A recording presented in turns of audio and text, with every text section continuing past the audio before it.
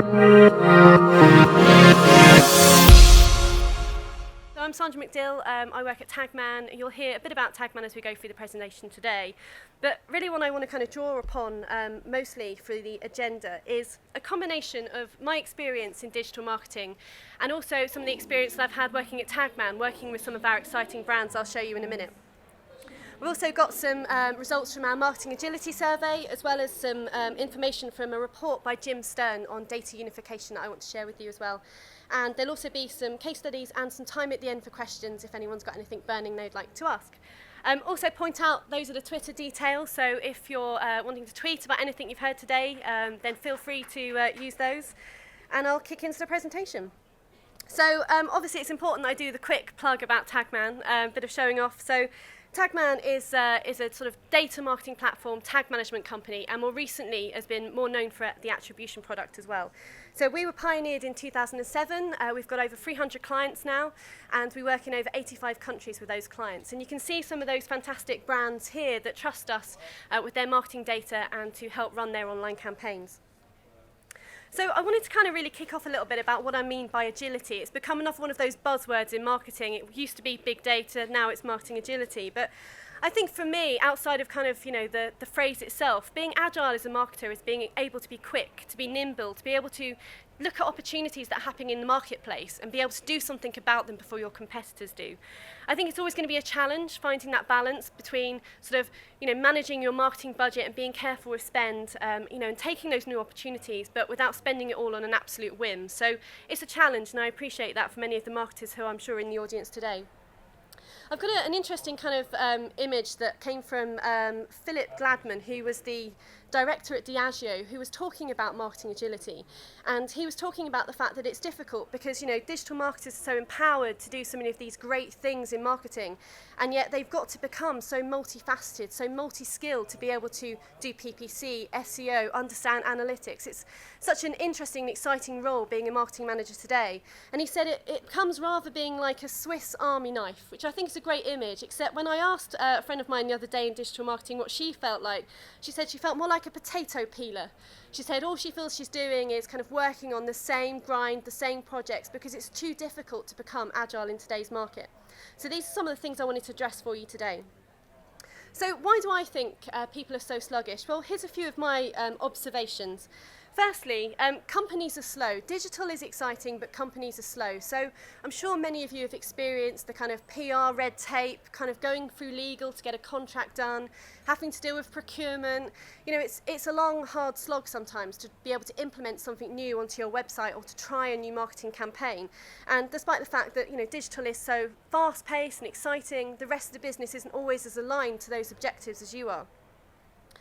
This is meant to represent, if you can see clearly, a development window being shut. So lots of my good friends are developers, but I know how difficult it is when you've got a marketing manager trying to get something put onto the site and you hear those dreaded words, you'll have to wait till the next window opens up.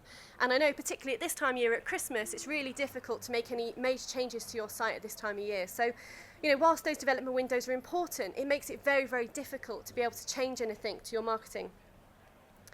The next one here is free. So there's lots of things out there that you can try for free. There's lots of tools you can try. There's lots of free trials of different providers. But let's face it, we all know that free doesn't really mean free.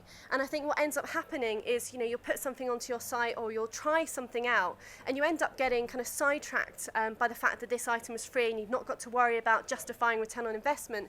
But later down the line, you work out there are support costs associated. If you want to be able to do anything more advanced, it's going to cost you more money. And actually, it just ends up being this massive distraction for marketing managers. And then finally, there's so much stuff out there to try, but it's quite scary. And I think a lot of the clients we work with in the beginning are quite scared about topics like attribution. They're scared about deduplication. They're scared about trialing exciting new vendors because they just don't know if it's going to work. And I think that fear of being able to try something new is holding back a number of marketing managers. So I'm going to talk to you now a little bit about some of the results of our survey, but I wanted to kick off with this quote, which I'm sure many of you have heard before, which is coming up on your screen. So, half the money I spend on advertising is wasted. The trouble is I don't know which half. So this one's been around for a while. I'm sure you've all heard of it, but John Wanamaker did this quote before he died in 1922. And it's quite funny to think that this was before penicillin was invented and discovered. This is before space travel. This is before the internet. This is before Twitter. And yet these issues are still apparent today. We still haven't really moved on past this. And I wanted to prove this with a friend of mine who is here today, but I won't embarrass her by pointing her out. With my little experiment, which was that I wanted to see if I could prove to her that she had digital spend that she was wasting. So this is what I did. I bought something off the first site and I gave her an order number, and I didn't tell her what I did and how I got there, but this is what I did. So first of all, I went onto Facebook and I liked that brand, and I found the item on her website and I posted that to Facebook, so that was part of my Facebook feed. I went on Twitter and I created a hashtag for the brand and for the item that I liked. I went on Pinterest and I posted a picture of the item that I liked. I went to the website 3 times on 3 different devices, all directly, so no going through Google or any other search engine. I received an email from them that week, and so I went into the email and I clicked out of that onto a special offer landing page. I typed several terms into Google PPC. I saw lots and lots of display ads. These guys are big spenders in the space. And I was retargeted after I'd put something into my basket and then obviously didn't buy straight away. And when I asked my friend, how did I come to your site? What did I do? She said, you came through Google, which was bizarre because I said, no, I did all of these other things. Can you not find any record of them? No, none of her analytics proved that I did any of these other things in my journey. And I said, this is particularly interesting, particularly for those social elements at the beginning, that you don't have any sort of record understanding of that. And she said, it's okay because those things don't cost me any money. And then I reminded her of the 2 people she had just hired in her team to look after Twitter for Christmas, and said, actually, those guys do have a cost, and you've got to start incorporating that into your campaigns. So TagMan went a step further. They actually did a whole proper survey, not just asking their mate. And so in conjunction with Finder Media, we asked 200 senior digital marketers from all different sectors some questions on what they're doing in digital marketing. And here are some of the highlights that I picked out for you today. So the first one is about return on investment. And I think return on investment in digital is still a really difficult one to prove, because how can you prove that a like or a tweet or a pin? I mean, it's not the same as just looking at what somebody's spending on Google or on affiliate marketing or on display. But it's still quite worrying, I think, that 41% of marketers said that actually it was really difficult to get accurate return on investment, because this is still a metric that's used by the businesses you work for. The next one was that 49% of marketers were unsure how they were rewarding their marketing partners. So this one's probably a little more concerning. And this isn't just about kind of what types of things you're paying out, because I still think it's quite funny when people talk of CPAs, they forget all of the additional costs that go with perhaps being on an affiliate network or working with a display company. You know, they forget those overrides, those bonuses, the fees, all the rest of it. But actually this comes down to things like last click. So 49% of people were not sure if they were doing last click or not, which is worrying. And you'll see later on a number of people who don't realise what they're paying out for. This one's just bizarre to me. I mean, I love display marketing. For any of you who work in this sector, it's one of my favourites. You know, so many fantastic, beautiful ads out there, really compelling, really engaging. And yet 55% of the marketers that we survey said that they only measure display through click-through rates. So they're not tracking, they're not measuring in any way view tracking, impressions. Now, I do agree with some people who are a bit of a cynic on this, that, you know, how much can you prove that somebody has been influenced by by a view? But if you're not even measuring it, how do you not know whether or not it was part of a journey? And I think a lot of the marketing technologies that are around today, because they don't track impressions as part of path to conversions, they tend to ignore them. So if that's happening to you, then I'd start paying attention. And 43% of respondents said that they were quick enough to respond to rapidly changing marketing needs, which is a great stat, but what about the rest of them? So the fact that we're in this, you know, digital marketplace, it's not like TV where it's difficult to pull an advert and change it. It's not like print where, you know, you've already got something going out in a monthly magazine. You can change digital in seconds, and yet there's a lot of marketing people out there who don't think they're able to do it quickly enough. So a quick summary of the things that I've kind of just mentioned there. So we don't know which advertising is driving sales. We don't know who we're rewarding. We can't report accurate return on investment. And we're measuring some campaigns inaccurately. But does it really matter? I think it does, and this is why. This is a real path to conversion journey of a retailer who I shan't mention who they are, but these costs on here are associated with their campaign. So don't look at this and think, wow, you know, retargeting is really expensive. It's not. This was what it cost this particular advertiser. But I wanted to share with you some of the kind of core kind of points. The first is that when this person looked at their path to conversion and I said to them, how much did that sale cost you? They said, it cost me £1.80. It cost me an affiliate fee. That was all it cost. Firstly, it didn't. There were lots of other things in that path to conversion that cost that person money. The second was there was another affiliate on another network that they were not aware was being paid for this one sale, which is slightly concerning. I think particularly because actually if you think, and I won't do the maths, I'll let you guys do it, but if you think across, 10,000 of those jumper sales, that £1.80 being an overspend, what about on 100,000 jumper sales, that £1.80 being an overspend? Suddenly you start to realise there's a lot of digital marketing spend that's being spent on something that you weren't even aware of and possibly shouldn't be paid as part of that path to conversion. But even if you did want to, even if you wanted to pay both affiliates in this case, which is absolutely fine, and by all means do it, you should know that it's happening, and I think that's what's quite concerning, that a jumper that sold for £18 in this case actually costs £5.55 to sell. So where's all this going? And I think, a lot of the things I've mentioned there are about cost, about money, but you can sometimes quite easily forget the most important thing, which is the customer. And bear with me with this one. So this example I actually stole from someone from iCrossing at a presentation a couple of weeks ago, so if they're in the audience, apologies. But it was a great kind of thought process about customer service in the 1950s. So imagine this example. This is Edna in the cardigan, although actually I think a few of them have got cardigans on. It was cold in the 1950s. But the point here is that if you were going to visit Edna in the greengrocers and you were popping down there today, this afternoon, she would already know who you are because you're a regular. She would already probably know about your children, your husband, your wife. She probably knows you're allergic to bananas and you really like Brazil nuts. She probably already knows that you like a special offer. So what she's going to do before you come in and as she sees you approaching the store, she's going to get your favourites ready. She's going to get some recommendations ready. She's going to slip you a few extra apples this week. She's going to tell you about a great special offer she's got coming in. And because you're a loyal customer and she doesn't want you going to Mabel down the road at the other greengrocers, she's going to give you a discount for next time. Which is great, but this doesn't happen online anymore. There's so many times that I go to websites, and my favourite one is a famous grocer, which I won't say who they are, but you'll probably guess, who have quite a famous loyalty scheme, who for some reason still think I'm a 75-year-old man because they keep putting in my basket or around my basket cod liver oil, Murray mince, and Smash instant mashed potato. I have no idea why. I've never bought any of those things in my life. That will be the last time I ever lend that card to my granddad. So wanted to kind of talk to you about how we can get this back, and one of the ways we can do it is by bringing all of the data we've already got on our customers together through data unification. So I won't dwell on this one too much. This is Jim Stern's fantastic report. I want you to read it, so these are just highlights. But one of the things he talked about was how we can bring that information together for real purpose and to really kind of get to know our customers and use that information in the right way. So one of the key things he mentioned was about identifying your data sources. What do you actually have at the moment about your customers that you can use? This isn't about kind of getting all crazy and breaking loads and loads of privacy laws and finding out where they live and stuff like that. This is just about the stuff that they've been willing to give up and give to you when they come to your website. The next was to measure your marketing channels across all devices. So I still find it fascinating that so many people with brilliant e-commerce websites don't have any tracking whatsoever on their mobile device. Now I know for a fact that I booked some cinema tickets this week and I used my iPad to research. I then went on my work computer during lunch break obviously and then I went on my iPhone to buy them. And that retailer won't have any knowledge that I did all of those things. You also need to start being able to unify your marketing data. I speak to so many people who say they've got fantastic data from their search agency or brilliant data about their display or a great report from affiliates. But it's all different. It's all a different data set. It's in different formats. It's probably got different timestamps and order reference numbers.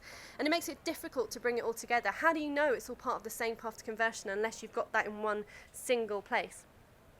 Also, activate that data to vendors. So there are some fantastic partners here. I can see people from some famous retargeting groups here in the audience. And those guys can do some fantastic things with the data that you already have. So in real time, being able to pass that to them. So if that person leaves your website, when they go to that retargeting partner, they can have the most up-to-date and influential information to help bring that person back. Analyse performance sounds obvious, but I've got so many people I know who don't take the time to analyse the data that they do have and then action it. Don't just sit on the insights that you found, actually do something with it. Start small and it'll lead to really big opportunities. And really what this boils down to is this kind of really, really old kind of phrase you'll all know already, which is right person, right message, right time. And I think what we sometimes forget as marketers is we forget the person, we forget about the message that we're giving them. We give them this kind of, bombardment of information that's not relevant, and we don't give it to them at the time that's most appropriate to them. So if you take anything from this Jim Stern report, then let that be that. So I'm just going to bring this back into context before I talk about what we've been doing with our clients, just to kind of make sure you guys know what TagMan actually does. So we've got a tag management product. So really basically takes all of the vendor tags that you've got on your website, so it could be 5, it could be 100, puts them all into one container tag, so that all of that data is collected at the same time. It means that the site is not getting slowed down, and you can see here Harry and David have got an example of the site speed load time that they saw an improvement by. We also can then make sure that that data stream is then passed to all of those different vendors in real time with the most up-to-date information. And it also means as well it's really easy for you to be able to test. So I mentioned earlier on those developer window issues, but it means actually anybody, even me, I can go and change a tag on a website without having to get my tech team involved. We're also a marketing data platform, so all of that data I mentioned that's being collected can be analysed. You can see an example there of some of our visual insight suites. So, you can actually play around with these interactive reports. You can see what different things can happen based on what you might predict might happen in the future. So, for example, if you wanted to understand how affiliate was performing, and if you were to change your spend, you can actually see how that might impact the rest of your campaigns. And finally, attribution, which is a word, again, that's bandied around a lot. For me, attribution actually just starts with looking at your data. Look at your path to conversion. See who is currently being valued as part of your chain, who's getting the reward. And when you do that, if you want to then go on to looking at fancy models, you can. But one thing I always advise is, don't recreate things. I've got a client who wants to create some fancy new bathtub, top of the mountain, upside down, banana-shaped model, which is great. But actually, I've advised them, go and start looking at your data first, because there's no point trying to implement something that you then have to pull out a few months later. So a few quick case studies. This one I can't tell you who they are, and you'll see why in a second. So this is a retailer that we work with who's been looking at their entire path to conversion and has found some ways in which they can save some money and ways in which they can improve their marketing channel. So they've done best clicks, so they've looked at the campaigns that mean the most to them, and that's what they reward on in their path to conversion. And it means they can deduplicate the stuff that they don't need. They save over £500,000, £500,000 a year on this. And this isn't about taking money away from one particular channel. This is about improvements across many. And much of that reinvestment goes back into those channels. It just goes back in a more informed way. The next one is Air New Zealand. So these guys actually presented me in this room actually here last year, and it's a great case study, and they're going from strength to strength as a client with us. So they were optimising on last click only previously, and when they looked at their reports, they saw that display was only generating 1% of their sales. So any clever marketer would look at that and think, if it's only generating 1%, I should probably kill that, right? But when they looked back at their path to conversion, actually over a third of their sales were being assisted by display. So had they have cut them, a third of their sales potentially could have been at risk. So they looked at how they could reinvest better into display. Rather than doing it sporadically, it was always on. They looked at retargeting, they looked at kind of different types of messaging, and they also looked at their affiliate marketing partners and saw how they could optimise them as well. And the result is here, so 15% increase in sales, 20% increase in ROI, and a 12% decrease in costs. And this client just goes from strength to strength in terms of being able to optimise their campaigns. I also wanted to share with you a few anecdotes rather than case studies, because I think it's always interesting to see what people are saying about what they're doing in marketing. So in this example here, Bowden, for them it wasn't just about saving money, and they have saved money like many clients have, but it was about optimising their spend all across their path to conversion. They wanted to understand, when they sent out their beautiful, fantastic, compelling emails to their marketing base, what do people then do? Are they coming straight back to the site? Are they going through an affiliate link? Are they seeing an advert? And this was a great opportunity for a client like Bowden to be able to understand better what their customers were doing online. The next one is Waitrose. So this is Peter at Waitrose, who's been very clever, I think, about the way in which he's used TagMan. And I do like this example because of that kind of greengrocer one I gave earlier on. And I think Waitrose is probably the complete opposite when it comes to online, as kind of someone who's really understood and kind of got back that sense of customer. And I always feel, particularly when I go on the Waitrose site, like they actually know who I am.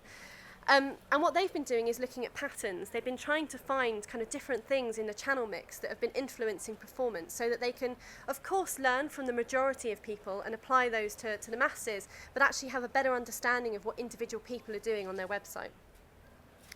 And then probably my favourite one, so Fergus at Virgin Atlantic. So he has got a really good sense of marketing agility. He understands what it's all about, and that, you know, really what you're thinking here is about looking at your external marketing conditions, looking at kind of what's happening with your competitors. And let's face it, airlines is an incredibly competitive space.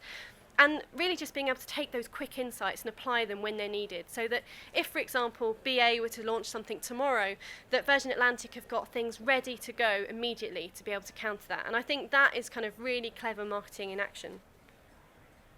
So to summarise kind of what I've mentioned today and some of the things I'd like you to take away. So firstly, it's about thinking agile. It's about thinking about you know, what you're doing in your marketing right now, and it's about thinking about how you can start to do it better. So even if you start in that mindset, even if you don't start actually doing anything, I think it will make a real difference to be able to improve your campaigns. Stop wasting spend. It sounds obvious, but if you're spending money on things you don't need to, then, you know, this is budget you could be reinvesting elsewhere. So if one thing you do today is just go and look at the money you're spending online and find out what's wasted and start to do something better with it. Know your marketing data, so find out what you've got at the moment, because I'm probably sure that many of you have actually got stuff that's already really interesting. It's just that you probably don't necessarily know what to do with it. So start with what you have and then bring it together, get it unified. I mean, okay, it's not going to be easy to do it on an Excel spreadsheet, but, you know, just getting it all into one format is going to make a massive difference.